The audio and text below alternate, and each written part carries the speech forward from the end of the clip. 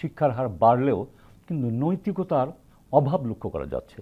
এই নৈতিক শিক্ষার অভাবের পিছনে কারণ কি হতে পারে, এটাও কিছুটা হলেও এসেছে আপনাদের আলোচনায়, কিন্তু আরও কি আলোচনা করা দরকার? আমাদের সহ আলোচক স্যারের সাথে একটু সংযুক্ত করতে চাই। দেখুন, একটা বিষয় আমাদের বেশ আলোচিত এখনকার সময় পৃথিবীব্যাপী, যেটা মিলেনিয়াম ডেভেলপমেন্ট গোল থেকে শুরু করে, সেটা হচ্ছে পরিবেশ বিজ্ঞান। দেখুন, সে আজকে থেকে 1500 বছর আগে ইসলাম এসেছে, তখনকার একটা হাদিস, মহানবী হযরত মুহাম্মদ সাল্লাল্লাহু আলাইহি ওয়াসাল্লাম একটি হাদিস বলেছিলেন যে যদি দেখো যে কিয়ামত চলে আসছে, আর তখন যদি তোমার হাতে একটি গাছের চারা থাকে, তখন তুমি কিয়ামতের দিকে না তাকিয়ে তোমার গাছের চারাটি রোপণ করো। দেখেন, একটা ছোট্ট একটা হাদিস।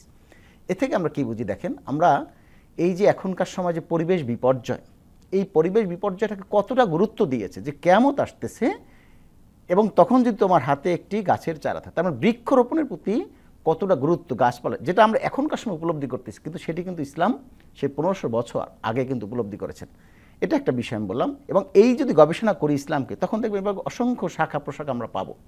আর একটা বিষয় আমি সংযুক্ত করতে চাই। দেখেন, আমরা এখনকার সময় পুষ্টি বিজ্ঞান একটি খুব গুরুত্বপূর্ণ সাবজেক্ট, এবং আমরা ডায়েট ম্যানেজমেন্টের কথা বলি। এখানে দেখেন, আমাদের একটি হাদিস আছে যে আমরা কিভাবে খাবো, আহার প্রসঙ্গে। সে হাদিসটি কি?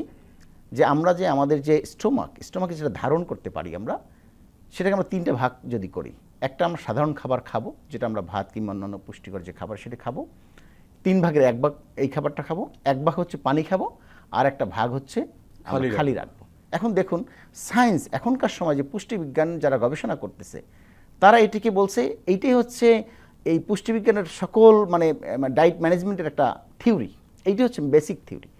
তাহলে আমরা যদি এই ইসলামের এই হাদিস কিংবা কোরআনের যে নির্দেশনা আয়াতকে আমরা যদি পর্যালোচনা করি, তাহলে এরকম এক একটি আয়াত যদি আমরা পর্যালোচনা, তাহলে দেখবেন যে এক একটা সাবজেক্টের অবতারণ আসবে আর কি।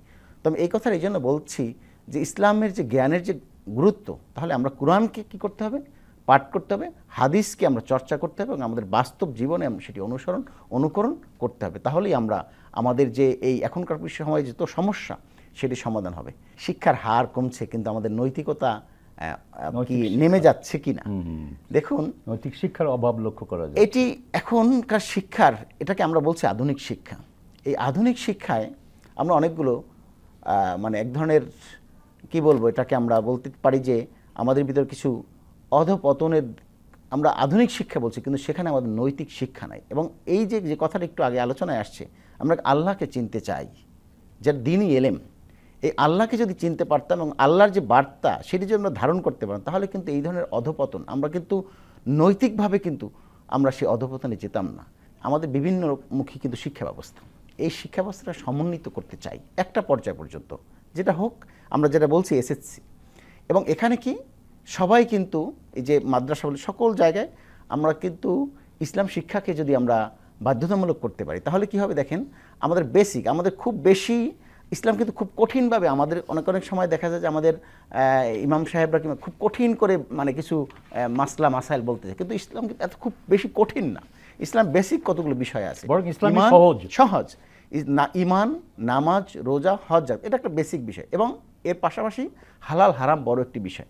এইরকম কতগুলো বিষয়কে বেসিক ধরে আমরা যদি মনে করেন যে সহজ করে আমরা ইসলামকে যদি সাধারণ মানুষের সামনে উপস্থাপন করতে পারি, খুব কঠিন করে আমরা মাসলা মাসাইলের দিকে না গিয়ে আমরা সাধারণভাবে আমাদের রাসূল যেভাবে প্র্যাকটিক্যাল বলছি, আমি করে তারপরে সেটা দেখাবো যে না, এটা হচ্ছে ইসলাম। সাধারণ শিক্ষার যে মধ্যে যে দূরত্ব, তা কি এখনো বহাল আছে? এই দূরত্ব কি কমিয়ে আনা প্রয়োজন না? সেই দূরত্ব আমাদেরকে, আমরা যারা দায়ী আছি, আমাদেরকে সেই দায়িত্ব নিতে হবে। সেই দায়িত্বটা আমি কতটুকু পালন করছি সেটা আমার নিজের কাছে নিজের প্রশ্ন রাখতে হবে, এবং সেটি আমি যেন সেই যদি কোনো গ্যাপ থেকে থাকে, যদি কোনো দুর্বলতা থেকে থাকে, সেই দুর্বলতাটুকু আমি পরিপূর্ণ করে আমরা যেন বার্তা দিতে পারি। রাসূলের ওই হাদিসটিকে ধরি যে আমার প্রতিবেশী কারা? আশেপাশে 40 বাড়ি। তাহলে আমি ব্যক্তি যদি আমার পরিবারকে আমি ঠিক করতে পারি, আমার ভাই বোন আত্মীয় স্বজন, এটা আমার প্রাথমিক দায়িত্ব। আমি যদি সেই পরিপূর্ণ দায়িত্ব পালন করতে পারি, তারপর আমি যাব হচ্ছে আমার প্রতিবেশীদের কাছে, এবং এই 40 বাড়ি যদি আশেপাশের প্রতিবেশীদেরকে যদি দায়িত্ব নিয়ে আমি যদি ইসলামী যে দায়িত্ব এবং কর্তব্য, সেটি আমি তাদেরকে যদি পালন করতে সক্ষম হই, তাহলে মনে করবো যে আমি একজন মুসলমান হিসেবে আমি আমার দায়িত্ব পরিপূর্ণভাবে পালন করেছি।